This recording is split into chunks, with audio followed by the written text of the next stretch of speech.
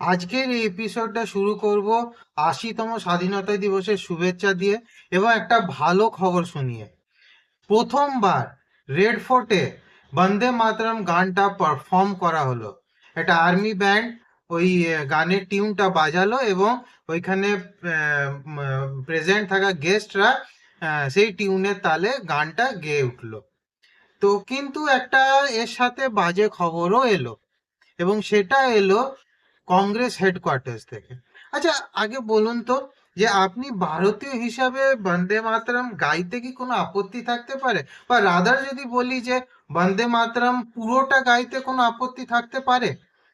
থাকতে তো পারে না, আমার তো নেই অ্যাজ এ ভারতীয়, ঠিক আছে। কিন্তু অনেকের আপত্তি আছে, যেখানে বন্দে মাতরম বিল পাস করে পুরো বন্দে মাতরম গানটা গাওয়া বাধ্যতামূলক করে দেওয়া হয়েছে। এবং আপনারা যারা জানেন না তাদের বলে দিই, তাদের অবগত করিয়ে দিই যে বন্দে মাতরমের অরিজিনালি ৬টা স্ট্যান্জা আছে, কিন্তু দুটোই গাওয়া হতো আজ অবধি। যতদিন না বন্দে মাতরম বিলটা পাস হয়েছে তার আগে অবধি দুটো স্ট্যান্জাই গাওয়া হতো, বাকি যে স্ট্যান্জাগুলো আছে সেগুলো গাওয়া হতো না। কিন্তু কিন্তু ওই বিলটা আসার পর থেকে এটা বাধ্যতামূলক করে দেওয়া হয়েছে যে পুরো গানটাই গাইতে হবে। এবং কংগ্রেস হেডকোয়ার্টার্সে ইন্ডিপেন্ডেন্স ডে দিন যখন এই পুরো গানটা বাজছিল, তখন আপত্তি ওঠে, সোনিয়া গান্ধীর তরফ থেকে আপত্তি ওঠে। তো বেসিক্যালি পুরো ইনসিডেন্টটা কি, এর সাথে সাথে আমরা একটু বন্দে মাতরমে ছোট্ট করে একটা ইতিহাসের দেখার চেষ্টা করব কংগ্রেসের, এবং দেখব কংগ্রেসের অ্যাপিজমেন্ট, এবং তারপরে কার কি রিয়াকশন আছে। এবং রিয়াকশনটা শুধুমাত্র দিল্লি বেসড বা অন্য জায়গা থেকে নয়, এটা বেঙ্গলেও হয়েছে, বেঙ্গলে মার্চ হয়েছে, শুভেন্দু অধিকারীর একটা রিয়াকশন আছে, সেটাও আমরা দেখব। তো নমস্কার, এবং আজকের এই এপিসোডে আপনাদের স্বাগত। তো এই ভিডিওটা যদি আপনাদের পছন্দ হয় তো লাইক ও শেয়ার করে দেবেন, এবং ফিনান্সিয়ালি যদি আমাদের সাপোর্ট করতে চান তাহলে লিংক ডেসক্রিপশনে দেওয়া আছে, আপনি ওইখানে গিয়ে চেক আউট করতে পারেন। এবং চ্যানেলটা অবশ্যই সাবস্ক্রাইব করে দেবেন এবং বেল আইকনটা টিপে দেবেন। তো আসুন শুরু করা যাক।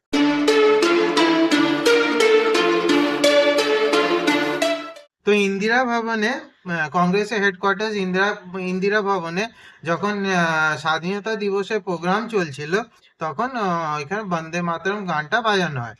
এবং যখন ওই দুটো স্ট্যান্সা পেরিয়ে যায় এবং থার্ড অ্যান্ড ফোর্থ স্ট্যান্সায় যখন ঢোকে গানটা, তখন হঠাৎ করে সোনিয়া গান্ধী বাধা দেন। কেন বাধা দেন, কেন উনি এই জিনিসটা করলেন, এগুলো সব জানবো। আগে চলুন ভিডিও দেখি, এবং আহ, ঠিক আছে, চলুন ভিডিওটা আগে দেখি।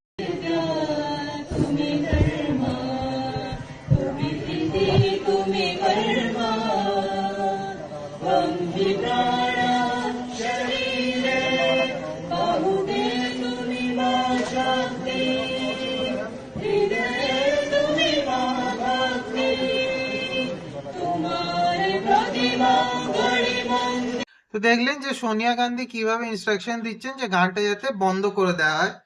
কিন্তু কেন উনি এটা কেন করলেন? উনি কি সত্যি এই গানটার উপর বিশ্বাস করেন না, নাকি উনি একটা পার্টিকুলার ভোট ব্যাংকে অ্যাপিজ করতে চাইছেন? 2029-এ ইলেকশন আসছে, তার আগে ইউপি ইলেকশন আছে, তো উনি কি অ্যাপিজ করতে চাইছেন, না উনি সত্যি এই গানটার উপর বিশ্বাস রাখেন না? দেখুন, অনেকে সোনিয়া গান্ধীকে অনেক কিছু বলেছে সোশ্যাল মিডিয়ায়, খারাপ খারাপ কথা, আমি সেইগুলোর দিকে যাচ্ছি না, ওগুলো মানে অভদ্রতা। এবং আজকে আমি বিশ্বাস করি আজকের ডেটে দাঁড়িয়ে অ্যাটলিস্ট সোনিয়া গান্ধী পুরো দস্তুর ইন্ডিয়ান, আইডেন্টিটি আজকের ডেটে দাঁড়িয়ে কিন্তু ভারতীয়। তো ভারতীয় হিসাবে এটাকে মানে বন্দে মাতরমকে না ভালো লাগার বা না পছন্দ করার তো কোনো কারণ আমি দেখতে পাচ্ছি না। এবং শুধু সেটাই হয় না, রাহুল গান্ধী পরে একজনকে বোঝাচ্ছেন যে আমরা বন্দে মাতরম এতটা গাওয়া হয় না আমাদের, এবং ওই দুটো স্ট্যান্সা অবধি গাওয়া হয় এবং পুরোটা গাওয়া হয় না, এটা উনি একজনকে ইনস্ট্রাকশন দিচ্ছেন। দেখুন ভিডিওটা।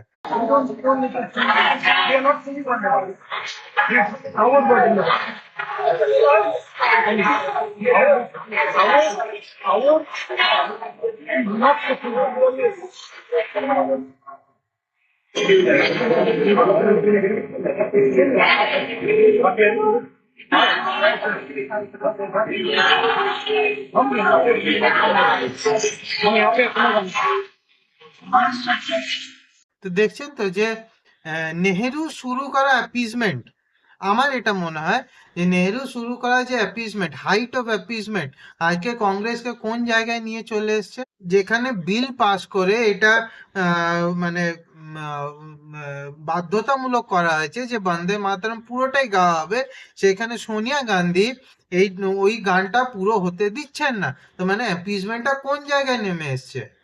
এই গান্ধী পরিবারের generation by generation, generation by generation হতে হতে আজকে কোন জায়গায় এসছে। এবং এইটা এই যে পাওয়ার বিল্ডিং না, মানে অ্যাপিজমেন্টের সাথে না পাওয়ারের একটা মিক্সচার হয়ে গেছে।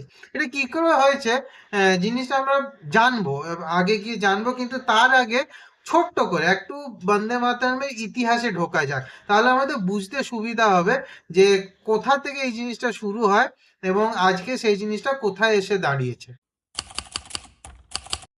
তো আজ থেকে ঠিক 150 বছর আগে 1876-এ বঙ্কিমচন্দ্র চট্টোপাধ্যায় হুগলি হুগলি নদীর ধারে আড্ড পরিবারের যে সাদা বাড়িটা আছে তার জোড়া ঘাটে বসে এই গানটা লিখেছিলেন।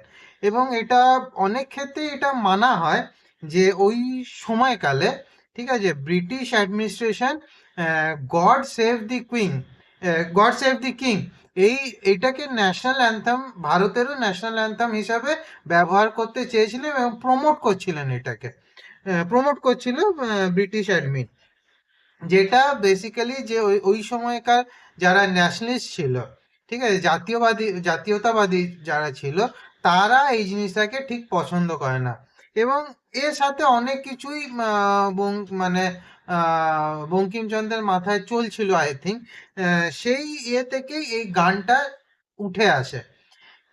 কিন্তু এবং এই গানটা তারপরে এই গানটাকে উনি ইউজ করেন হচ্ছে 1882 সালে, যখন উনি আনন্দ মঠ লেখেন। এবং এই আনন্দ মঠটা বেশ হচ্ছে এটা বেস্ট হচ্ছে মানে এই যে প্লটটা যেটা ওঠানো হয়েছে সেটা হচ্ছে যে 1770-এর যে মন্বন্তর হয়, যেটাকে 76-এর মন্বন্তর বলা হয়, কারণ ওইটা বঙ্গাব্দ হিসাবে ওইটা ছিল 1176। সেই জন্যে ওইটাকে 76-এর মন্বন্তর বলা হয়। এবং ওটা মানে ভয়াবহ দুর্ভিক্ষ হয়েছিল, ঠিক আছে। তো ওই মানে এবং এত বড় দুর্ভিক্ষ হয়েছিল যে বেঙ্গলের প্রায় মানে 1/3 পপুলেশন মানে জাস্ট জাস্ট মানে কি বল মারা পড়ে যায়, মানে ভ্যানিশ হয়ে যায়, ঠিক আছে। মানে যেটা ওই সময়কাল হিসাবে 1 কোটি মানুষ, 1 কোটি মানুষ মারা যায় বেঙ্গলে। তো বুঝতেই পারছেন যে একটা মানে হিউজ একটা ব্যাপার হয়েছিল। তারপরে যে মানে যে কি হয় যে একটা সন্ন্যাসীরা একটা আন্দোলন গড়ে তোলে, ঠিক আছে, যেটা সন্ন্যাসী বিদ্রোহ হিসাবে আমরা জানি আর কি, বা ইতিহাস সেটাকে সন্ন্যাসী বিদ্রোহ হিসাবে ডিনোট করে। তো সেই বিদ্রোহটা এবং এই যে পুরো প্রেক্ষাপটটা, এই যে পুরো প্লটটা, এর উপর বেস করেই আনন্দমঠ তৈরি হয়। পুরো গল্পটাতে দেশপ্রেম, ত্যাগ, এই জিনিসগুলোকে প্রাধান্য দেওয়া হয়েছে। দেশপ্রেম, ত্যাগ বা মাতৃভূমিকে দেবী রূপে দেখা, এবং প্রথমবার ভারতকে মা মা হিসাবে ডিনোট করা হয়, চিহ্নিত করা হয়, যেটা আমরা মা ভারতী বলি না আজকের ডেটে এসে, বা অনেক সময় এই কথাটা শুনে থাকতে পারেন, মা ভারতী। সেই প্রথম এই কথাটা মানে ইউজ হয় হচ্ছে আনন্দ মঠে। এবং ওইখানে এটা দেখানো হয় যে জাতীয় স্বার্থ ব্যক্তিগত স্বার্থ থেকে অনেক বেশি মূল্যবান, ঠিক আছে। তো এই মানে পুরো দেশভক্তি একটা মানে দেশভক্তি জাগিয়ে তোলার জন্যই আনন্দ মঠটা লেখা হয়েছিল। এবং অনেকে ইন্সপায়ার্ড হয় আনন্দ মঠ থেকে, যারা পরের দিকে মানে আন্দোলনে, ইংরেজদের বিরুদ্ধে আন্দোলনে তারা জয়েন করে। এবং একটা মিসলিডিং ইনফরমেশন উইকিপিডিয়ায় পাওয়া যায়, আমার যেটা মনে হয় সেটা হচ্ছে যে ওইখানে বলা হচ্ছে যে দি নোবেল ইজ প্রো ব্রিটিশ, মানে আনন্দ মঠটা বেসিক্যালি প্রো ব্রিটিশ ছিল, সেটা কিন্তু নয়, প্রো ব্রিটিশ ছিল না। এটা কিন্তু পুরোপুরি অ্যান্টি ব্রিটিশ ছিল, ব্রিটিশারদের এগেনস্টে মানে বিদ্রোহ গড়ে তোলার একটা একটা উপন্যাস, ঠিক আছে? তো এটা কোনো মতেই প্রো মানে ব্রিটিশ কোনোভাবেই এটা ছিল না। মানে যাই হোক, এই এই এই মানে উইকিপিডিয়ার এইসব কিছু কিছু মিসলিডিং ইনফরমেশন যেটা থেকে আপনারা একটু বাঁচবেন।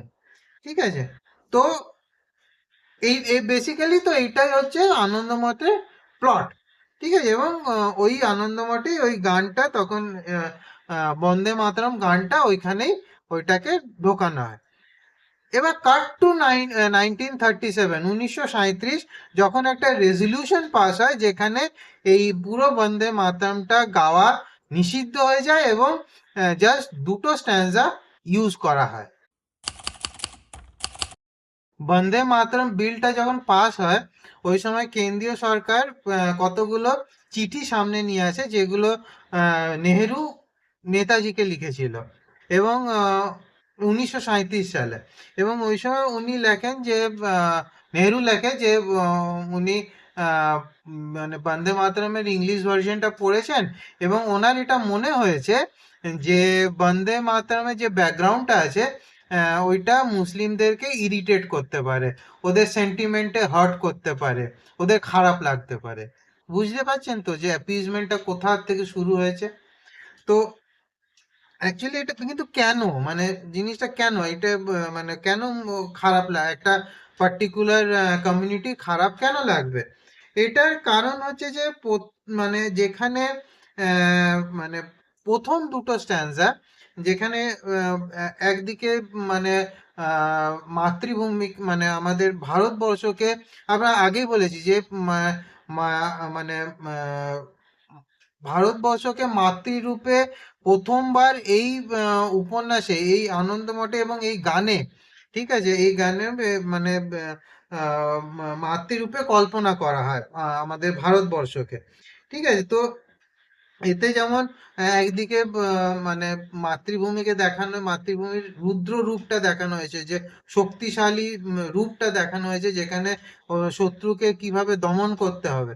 এবং উল্টো দিকে এটাও দেখানো হয়েছে যে মানে ভারত মাতা বা আমাদের ভারত মাতা কতটা সহনশীল, কতটা সুন্দর, ঠিক আছে, কতটা মমতাময়ী, কতটা শান্ত, এটাও উল্টো দিকে দেখানো হয়েছে। কিন্তু এই দুটো স্ট্যান্জার পরের যে জিনিসটা হয়েছে সেখানে কিন্তু মানে মাতৃভূমিকে বেসিক্যালি দুর্গা, লক্ষ্মী, সরস্বতী, এদের মানে এদের সাথে এদের সমতুল্য করা হয়েছে। মানে দুর্গা রূপিণী হিসাবে কল্পনা করা হয়েছে। ঠিক আছে? কমলা রূপিণী হিসাবে কল্পনা করা হয়েছে। ঠিক আছে? তো এইগুলো করা হয়েছে। আর এইখানে এই যে হিন্দুদের দেব দেবীদের নাম উঠে আসছে না পরের স্ট্যান্সা গুলোতে, ওইখানেই হয়ে গেছে সমস্যাটা। সেটা যদি হয় তাহলে তো অ্যাপিজমেন্ট করা যাবে না। তো সেই জন্য এই জিনিসটা হয় বেসিক্যালি। ঠিক আছে? এবং তখন কি হয় যে 1937-এ মানে ফেজপুরে যে অধিবেশন হয় ডিসেম্বর 26 এবং 28-এ, সেখানে বন্দে মাতরমকে তো মানে অ্যাডপ্ট তো করা হয়, মানে মানে ওইটাকে রেভলিউশনে বা ওই সময় স্বাধীনতা সংগ্রামের একটা প্রতীক হিসাবে বা একটা গান হিসাবে অ্যাডপ্ট তো করা হয়। কিন্তু ওই দুটো ফার্স্ট দুটো স্ট্যান্সাকেই নেওয়া হয়, বাকি স্ট্যান্সাগুলোকে বাদ দিয়ে দেওয়া হয়। এবং রেজলিউশনে বলা হয় যে taking all things into consideration, therefore, the committee recommends that whenever Bande Mataram is sung at national gathering, only the first two stanzas should be sung. তো রেজলিউশনে এটা বলা হয় যে সব কিছু আশেপাশে জিনিস কনসিডার করে আমরা এইটাই বিবেচনা করে আমরা এটাই সিদ্ধান্তে পৌঁছেছি যে আমাদের এই কমিটি এটা রেকমেন্ড করছে যে যখনই কোনো ন্যাশনাল গ্যাদারিং, মানে যেখানেই কোনো কোনো গ্যাদারিং হবে ভারতে, তো সেখানে বন্দে মাতরম গাওয়া যাবে, কিন্তু প্রথম দুটো স্ট্যান্সাই গাওয়া যাবে, বাকি স্ট্যান্সাগুলো গাওয়া যাবে না। তো দেখলেন তো যে অ্যাপিজমেন্টটা কোন জায়গা থেকে গিয়ে শুরু হয়েছে এবং ধীরে ধীরে ধীরে ধীরে এই অ্যাপিজমেন্টটা চলতে থাকে এবং জেনারেশন বাই জেনারেশন এই অ্যাপিজমেন্টটা চলে এসছে। এবং অ্যাপিসমেন্টটা কোন জায়গায় পৌঁছেছে এটা আপনাকে মৌলানা সাজিদ রশিদি আপনাকে বলবে।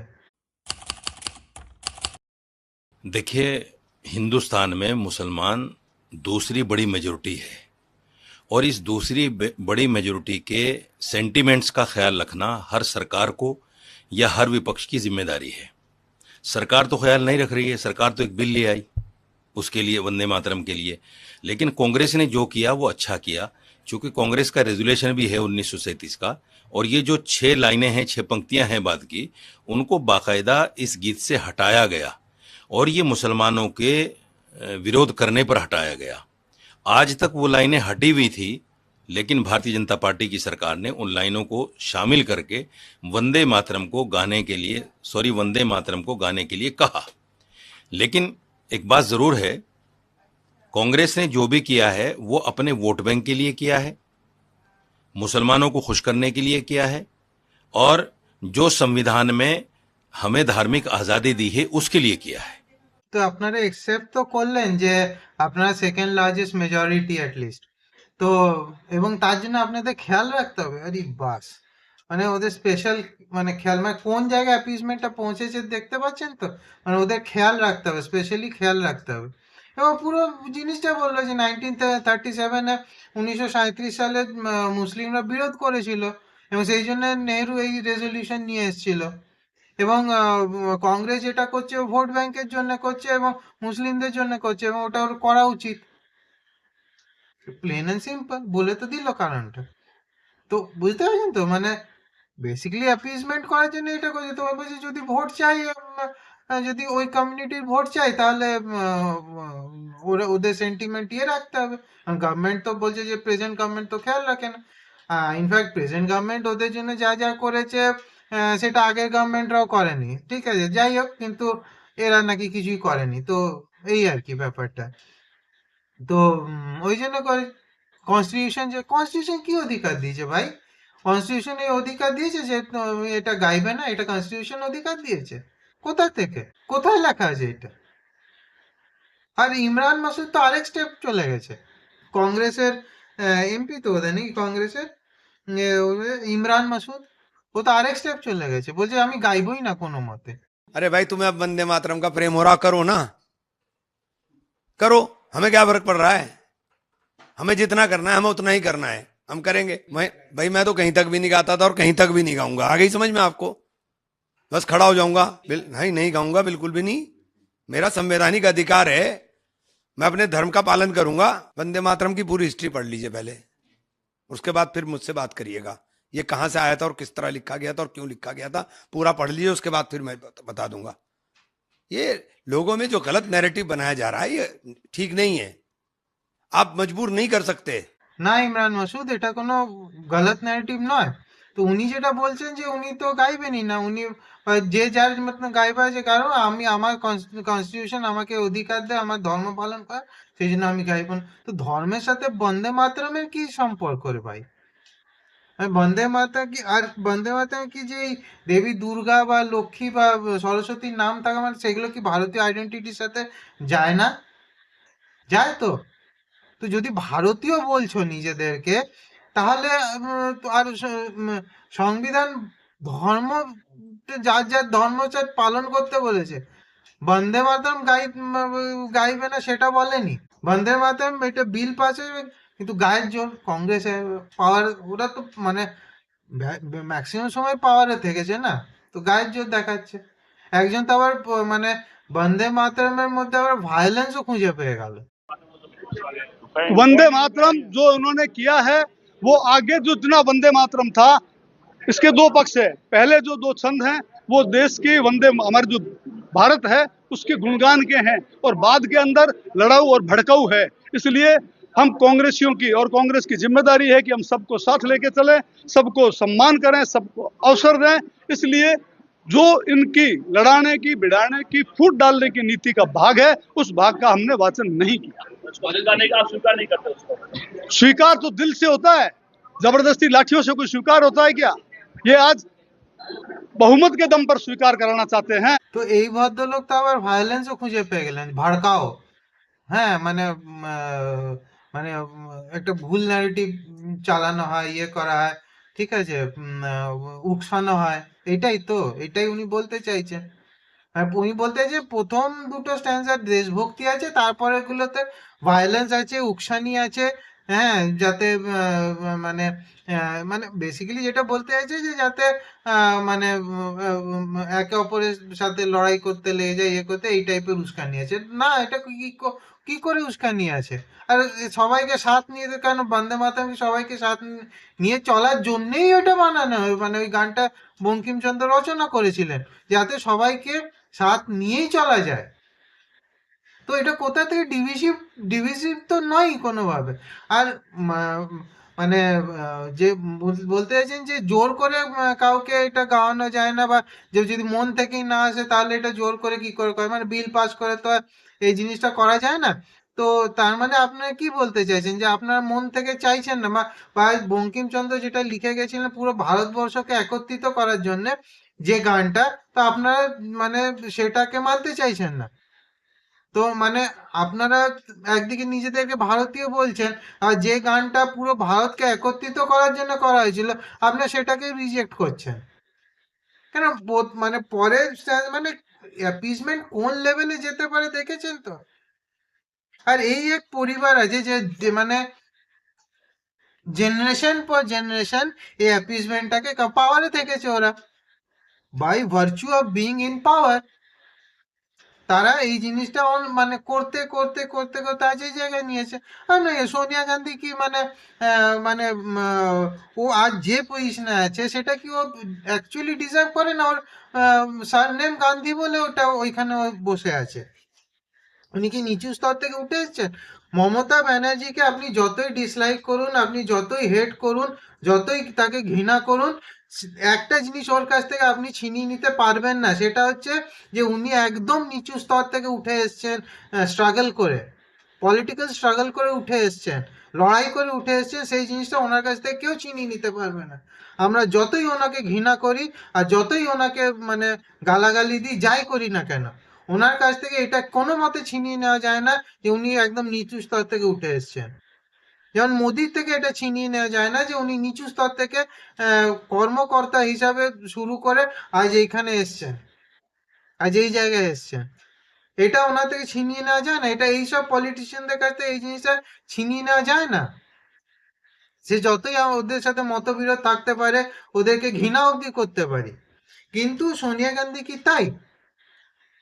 উনি মানে ইন দি হিস্ট্রি অফ মানে ইন্ডিয়া উনি প্রথম যে যিনি মানে ন্যাশনাল অ্যাডভাইজারি কাউন্সিল তৈরি করে দিলেন যাতে সুপার প্রাইম মিনিস্টার হয়ে বসে থাকা যায়।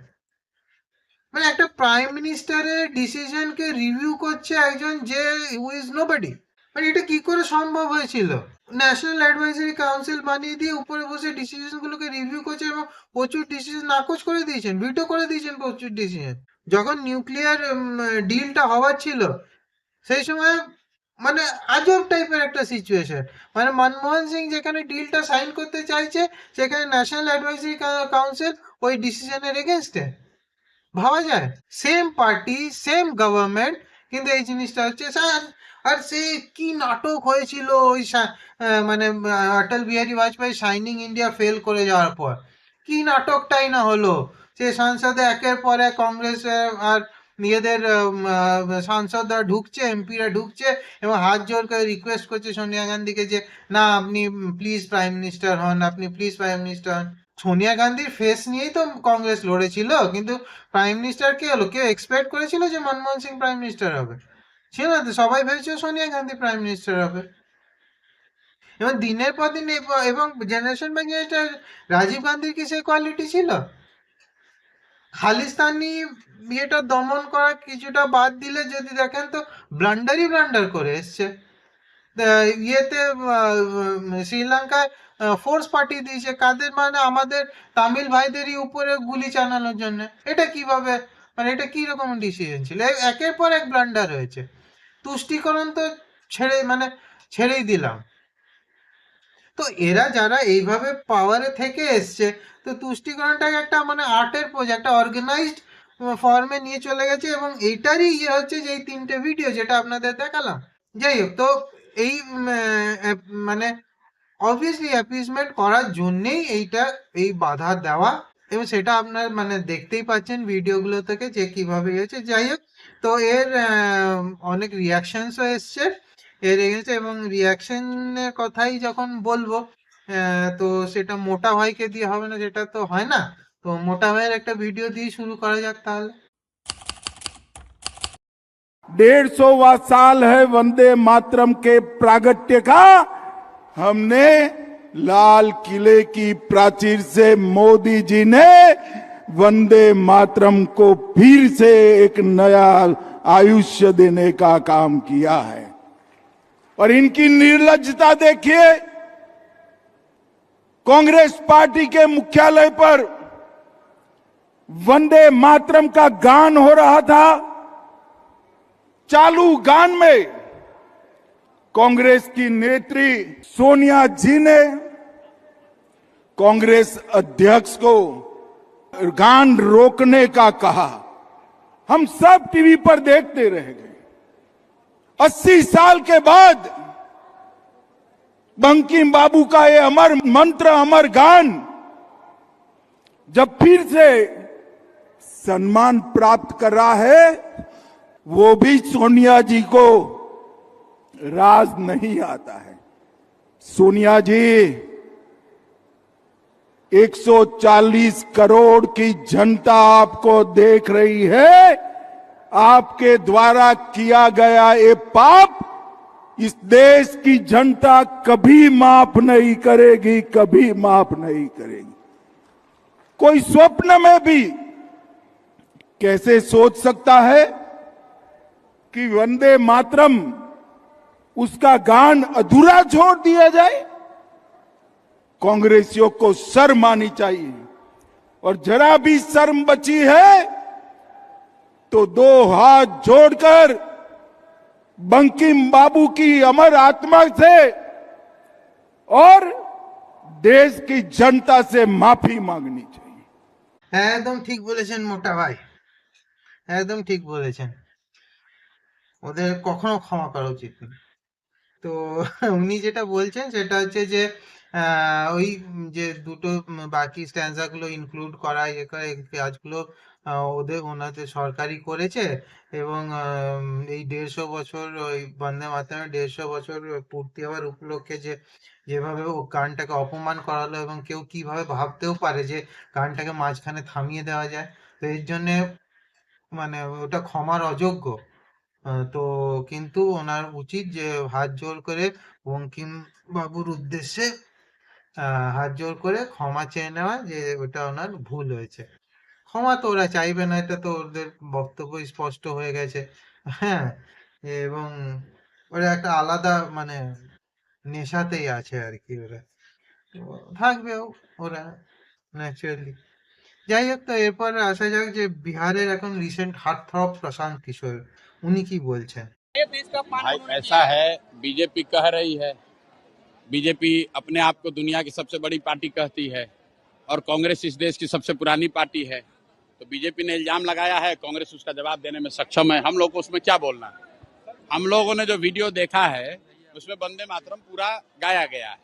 अब बीच में कौन रोक रहा था, नहीं रोक रहा था, वो तो सरकार को ही जानकारी होगी, उनको पता करना चाहिए। अगर सही में कांग्रेस के लोगों ने गलती की है तब तो बजाबता उस पर सरकार ने कानून बना दिया है। अगर आप अपमान कीजिएगा तो आप पर केस हो जाएगा। तो बयानबाजी करने के बजाय भाजपा को सोनिया गांधी पर केस करना चाहिए। তো প্রশান্ত কিশোর একদম ভুল কিছু বলেননি। প্রথমে বলছেন যে একটা বিশ্বের সব থেকে বড় পার্টি, একটা ভারতের সব থেকে বড় অপোজিশন, তো ওরা দুজনে নিজেদের মধ্যে বুঝেনি কে ভুল করেছে কে করেনি, কে ইয়ে করেনি।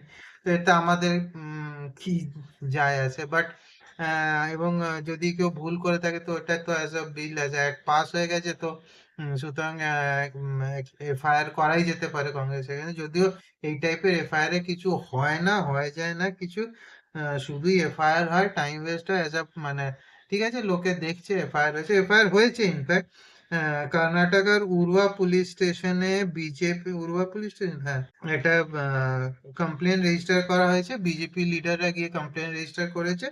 তো রেজিস্টার হয়েছে, ঠিক আছে, দেখতে ভালো লাগলো, কিন্তু দেখে ভালো লাগলো, কিন্তু এইসব কমপ্লেনের বেসিক্যালি কিছু হয় না, মানে আলটিমেটলি এটা ফেড আউট হয়ে যাবে, সবাই ভুলেও যাবে। তো এটা কিছু হওয়া যাওয়ার মানে থাকে না আর কি, এই কমপ্লেন গুলোতে কিছু। দেখুন জয়রাম रमेश কি বলেছে। वाला जो देखिए, वंदे मातरम को लेकर अक्टूबर 1937 में कोलकाता में 28 अक्टूबर 1937 को कांग्रेस कार्य समिति की बैठक हुई। गांधी जी मौजूद थे, नेताजी सुभाष चंद्र बोस थे, सरदार पटेल थे, मौलाना अब्दुल कलाम थे, आजाद थे, जवाहरलाल नेहरू थे, गोविंद वल्लभ पंत जी थे, राजगोपालाचारी जी थे। और उन्होंने निर्णय किया कि गुरुदेव रविंद्रनाथ टैगोर के सलाह पर वंदे मातरम कांग्रेस अधिवेशनों में गाया जाएगा। पहले कुछ पंक्तियां ली जाएंगी और वही गाना गाया जाएगा। ये कांग्रेस वर्किंग कमेटी की बैठक हुई अक्टूबर 1937 में। रविंद्रनाथ टैगोर ने सलाह दी पंडित जवाहरलाल नेहरू को और नेताजी सुभाष चंद्र बोस जी को कि पहले पंक्तियों का इस्तेमाल कीजिए, और तब से हर एक कांग्रेस अधिवेशन में वही पंक्तियां लोग गा रहे हैं। हमारा सेवा दल गाता है, हमारे कार्यकर्ताएं गाते हैं, इसमें कोई वाद विवाद का তো উনি যেটা বলতে চাইছেন সেটা হচ্ছে যে ওই ইতিহাসটাই বলেছেন যে 1937-এ কি হয়েছিল, যদিও ওটা যতদূর আমি দেখলাম ওটা ফেজপুরের অধিবেশনে ছিল। আর রবীন্দ্রনাথের ব্যাপারটা যেটা উনি বললেন, রবীন্দ্রনাথ আদৌ এটা সাজেস্ট করেছেন এর সত্যতা কিন্তু নিয়ে কিন্তু মানে জানি না এর সত্যতাটা কি, কিন্তু মানে বেসিক্যালি এইটা প্রুভেন যে মুসলিমরা বিরোধ করেছিল, পার্টিকুলার কমিউনিটি বিরোধ করেছিল, এবং সেই কারণে একটা রেজলিউশন পাস হয় যেখানে ওই নামগুলো সরানোর মানে সরি ওই স্ট্যান্ডাগুলো সরানোর रेजोल्यूशन पास करे कमिटी आर की बेसिकली वही अधिवेशन है। दूसरा बात, आप तो प्रमाण थे, ये बीजेपी वाले कह रहे हैं कि अपमान हम लोगों ने किया है वंदे मातरम का, तो आप बता दीजिए कि वो वंदे मातरम जो अभी पार्लियामेंट में जो पास हुआ, क्या हम लोगों ने पूरा गाया कि नहीं गाया? उसके बावजूद भी नेता हमारी रोकना चाह रही थी, उसके बावजूद भी हम लोगों ने गाना को पूरा किया, कहीं कोई रोका नहीं। अगर रुका हो बीच में तो आप बता दीजिए, आप तो प्रमाण थे, मतलब प्रत्यक्ष आपने देखा है। তো এখানে ইনি বলতে চাইছেন যে মানে বিজেপি যদি কোনো প্রমাণ এনে দেখাতে পারে যে গানটা পুরো হয়নি, গানটা থামিয়ে দেওয়া হয়েছিল, কিন্তু আবার উনি এটা এক্সপেক্ট করছেন যে আমাদের লিডার মানে সোনিয়া গান্ধী বেসিক্যালি যে গানটা আটকাতে গেছিলেন। তো আপনি এটা একসেপ্ট তো করছেন যে গানটা আটকাতে যাওয়া হয়েছিল, এবং সোশ্যাল মিডিয়া বা পুরো ভারতবর্ষে যে সমালোচনাটা হচ্ছে সেটা কিন্তু লিগ্যাল গ্রাউন্ডে নয়, সেটা মরাল গ্রাউন্ডে। এবং সেটা যে সোনিয়া গান্ধী থামাতে গেছিলেন, কেন গেছিলেন থামাতে? থামাতে যাওয়ার তো কথাই ছিল না, থামাতে গেছিলেন তো এটা আপনি একসেপ্ট করছেন যে উনি থামাতে গেছিলেন। এবং রাহুল গান্ধী পরে বোঝাচ্ছে একজনকে যে ওইটা আমাদের পুরো গাওয়া হয় না, দুটো স্ট্যান্সা গাওয়া হয়, চারটে স্ট্যান্সা গাওয়া, পুরোটা আমরা গাই না, এটাই বোঝাচ্ছে না। তো এটা কেন হয়েছে? লিগ্যালিটির প্রশ্ন হচ্ছে, এটা ছাড়ুন, এটা বাদ দিন। লিগ্যালিটি যে দেখবে সে দেখবে, যে বুঝবে সে বুঝবে, বিজেপি বুঝবে না বুঝবে, ঘটনা হচ্ছে আটকাতে যাবেই বা কেন? গানটা পুরো গাওয়া হয়েছিল কি হয়নি সেটা কোয়েশ্চেনই নয়, কোয়েশ্চেন হচ্ছে যে সোনিয়া গান্ধী গানটা আটকাতে গেছিলেন, কেন গেছিলেন আটকাতে, সেটা হচ্ছে main matter. Sir, Vande Mataram पे बीजेपी कंट्रोवर्सी कर रही है, लेकिन सोनिया गांधी ने कहा था कि वो कुर्सी मंगा दी इनके लिए, उनके लिए। इसका क्या कहना चाहोगे सर? हाँ, तो उसमें देखिए, वंदे मातरम के आप 6 कड़वे हैं, 6 पैराज है, वो कंपलसरी किए है जिसकी ज़रूरत नहीं थी। भगत सिंह फांसी पर चला गया, वो पूरा वंदे मातरम नहीं गा रहा था, सिर्फ वंदे मातरम की गर्जना कर रहा था। जो भी हमारे क्रांतिकारक फांसी पर गए या स्वतंत्रता संग्राम में जेल में गए, वो सिर्फ वंदे मातरम और इनकलाब जिंदाबाद, ये 2 ही शब्दों का इस्तेमाल करते थे और लोगों में चेतना निर्माण करते थे। লেহে আবার কোথায় চলে, আবার ভগৎ সিং এ চলে গেল, যে ভগৎ সিং পুরোটা গায়নি। দেখেছিলেন নাকি আপনি কে যে ভগৎ সিং? এই কারণে না আপনাদের শিবসেনা ভেঙে গেছে, জানেন তো? হ্যাঁ, লোকে আপনার ভোট ফোট দেয় না, এই যে এই কারণে আপনাদের পার্টি ভেঙে গেছে। মানে কি বলে, আর কেন 6টা স্ট্যান্সা গাওয়া হবে না? কেন গাওয়া হবে না? আপনি তো সেই অ্যাপিসমেন্টের দিকেই যাওয়ার চেষ্টা করছেন, তাই তো? হ্যাঁ, মানে শ্রদ্ধেয় বালা সাহেব ঠাকরের মানে নাম ডুবাচ্ছেন আপনি, আর কিছুই করছেন না। যে অ্যাপিসমেন্ট থেকে উনি বারবার বেঁচে এসছেন, সেই অ্যাপিসমেন্টটাই আপনারা মানে করার চেষ্টা করছেন। এছাড়া আর কি বলবো বলুন আপনাদেরকে? আপনাদের এই পার্টির অবস্থা এই জন্যই এমনি, যে এই টাইপের আপনারা কমেন্ট করেন, এই জন্যই আপনাদের পার্টি এই অবস্থা। সেটা দেখি চলুন, যে আমাদের মুখ্যমন্ত্রী সেই শুভেন্দু অধিকারী কি বলেছেন, উনিও একটা স্টেটমেন্ট দিয়েছেন এবং কি বলেছেন চলুন দেখি। देखिए कल 15 अगस्त स्वाधीनता दिवस था। उस दिन कांग्रेस की जो मुख्यालय दिल्ली में जिस तरीके से वंदे मातरम गान को लेकर जब हो रहा था, कांग्रेस की चेयरपर्सन श्रीमती सोनिया गांधी जी ने कांग्रेस पार्टी की ओर से जिस तरीके से पूरा वंदे मातरम संगीत को अपमान किया है, सबका सामने आया है। बंकिम चंद्र जी, जिनको पश्चिम बंगाल में सब लोग साहित्य सम्राट करके पुकारता है,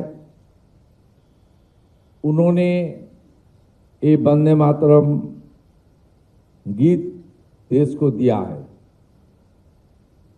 ये वंदे मातरम का साथ राष्ट्रवाद, देश प्रेम और हमारी जो जातीयतावाद है,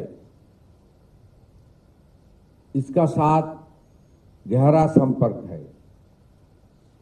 ऋषि बंकिम चंद्र चट्टोपाध्याय का जो फैमिली है, उन्होंने कल ही सोनिया जी और खाड़गे जी को पत्र लिख के इसका विरोध भी किया है और उनको माफी मांगने के लिए उनको मांग भी किया है। मैं बंकिम चंद्र चट्टोपाध्याय जी का फैमिली की ओर से सौमित्र चट्टोपाध्याय जी ने जो खत भेजा, अभी तक सोनिया जी की ओर से, कांग्रेस की ओर से इसके ऊपर कोई रिएक्शन नहीं आया है। पश्चिम बंगाल का जनता ऋषि बंकिम चंद्र और वंदे मातरम के लेकर उनका बहुत बड़ा इमोशन है। वंदे मातरम का 150 साल भी चल रहा है। बीजेपी सरकार आने का बाद वंदे मातरम को हर एजुकेशनल इंस्टीट्यूशन में, प्रेयर में मैंडेटरी किया है। पूरा वंदे मातरम गीत को गाना पड़ेगा, पढ़ रहा है सब सरकार और सरकार एडेड इंस्टीट्यूशन में, एजुकेशन इंस्टीट्यूशन में। এটা আমিও জানতাম না যে বঙ্কিমচন্দ্র চট্টোপাধ্যায়ের পরিবার থেকে অবজেকশন জানানো হয়েছে এবং চিঠি পাঠানো হয়েছে সোনিয়া গান্ধী এবং রাহুল গান্ধীকে, যে মানে অবজেকশন জানিয়ে চিঠি পাঠিয়েছে এবং ক্ষমা চেয়েছেন, বাট এখনো অবধি কোনো মানে ক্ষমা চাইতে বলেছেন, বাট এখনো অবধি কোনো রিপ্লাই আসেনি। তো এছাড়া মাননীয় মুখ্যমন্ত্রী যেটা বলেছেন যে ওই যে মানে গানটা সম্বন্ধেই বলেছেন যে এটা কিভাবে জাতীয়তাবাদ মানে ন্যাশনালিস্টিক গান, এটা কিভাবে ইয়ে হয়, এইগুলো এই সবই বিবরণ দিয়েছেন এটা। এবং অবশ্যই বাংলায় এটা বাধ্যতামূলক করা হয়েছে বিজেপি গভর্নমেন্ট আসার পর, যে প্রত্যেকটা এডুকেশনাল ইনস্টিটিউটে এটা বাধ্যতামূলক করা হয়েছে যে এটা গাইতেই হবে, পুরো গানটা গাইতে হবে, এটা বাধ্যতামূলক করা হয়েছে। এবং এছাড়াও বোধহয় 15 তারিখ রাতেই মশাল নিয়ে বেরোয় ইন্দ্রনীল খানকে আমি দেখলাম ইয়েতে। তো মশাল নিয়ে বেরোয় এবং প্রতিবাদ মিছিল একটা হয়েছে বা মার্চ হয়েছে একটা। রাহুল গান্ধী হায় হায়, রাহুল গান্ধী হায় হায়, সোনিয়া গান্ধী হায় হায়, বন্দে মাতরমের অপমান মানছি না, মানবো না। সোনিয়া গান্ধী হায় হায়, বন্দে মাতরমের অপমান মানছি না, মানবো না। বন্দে বন্দে বন্দে বন্দে বন্দে বন্দে বন্দে বন্দে মাতা কি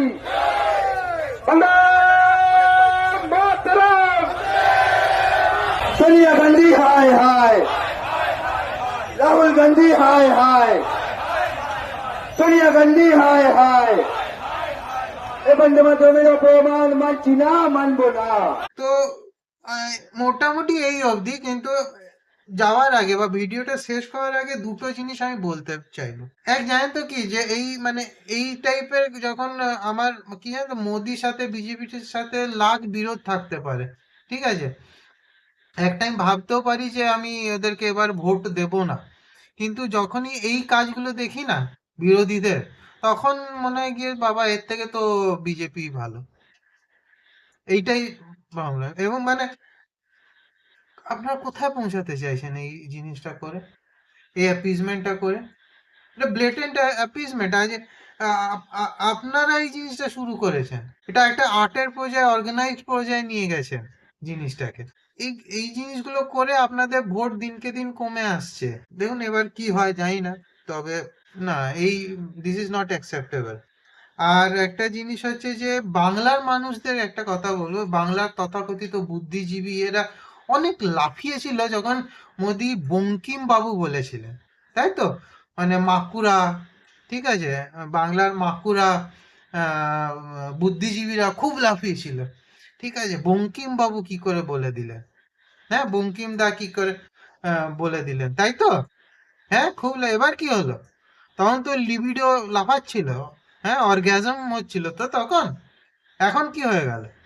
কোথায় সব মানে ওই অস্ট্রিচের মতন মুখটা কোথায় ঢুকিয়ে দিয়েছেন? কোন বালির ভেতর ঢুকিয়েছেন মুখটাকে? দেখতে পাওয়া যাচ্ছে না আপনাদেরকে, আপনাদের কোনো কমেন্ট শুনতে পাওয়া যাচ্ছে না। লজ্জাবোধটা আপনাদের নেই, সে তো জানাই আছে। তো এক্সপোজ তো আপনারাও হয়ে গেলেন, তথাকথিত বুদ্ধিজীবী মাকু, সেকু মাকু এরা। কোথায় ছিলেন আপনারা এতদিন ধরে? বঙ্কিমচন্দ্র চট্টোপাধ্যায়ের বন্দে মাতরমকে যখন এটা অপমান করাই তো এক মানে মানেন তো এটা অপমান করা, নাকি না এটাও জাস্টিফাই করতে চলে আসবেন? যদি অপমান মনে করেন তাহলে এসে কিছু বলুন, স্পিক আউট সামথিং, ঠিক আছে? তো আজকের ভিডিওটা এই অবধি। তো এই ভিডিওটা যদি আপনাদের পছন্দ হয় তো লাইক ও শেয়ার করে দেবেন, এবং আমাদের যদি ফিনান্সিয়ালি সাপোর্ট করতে চান তো লিঙ্ক ডেসক্রিপশনে দেওয়া আছে, গিয়ে চেক আউট করে নিন, এবং চ্যানেলটাকে অবশ্যই সাবস্ক্রাইব করে দেবেন, আর বেল আইকনটা টিপে দেবেন যাতে নোটিফিকেশন, নতুন ভিডিওর নোটিফিকেশন আপনাদের কাছে সময় মতো পৌঁছে যায়। তো আজ এই অবধি, আবার দেখা হবে অন্য কোনো এপিসোডে অন্য কোনো টপিকের সাথে। জয় শ্রীরাম, বন্দে মাতরম।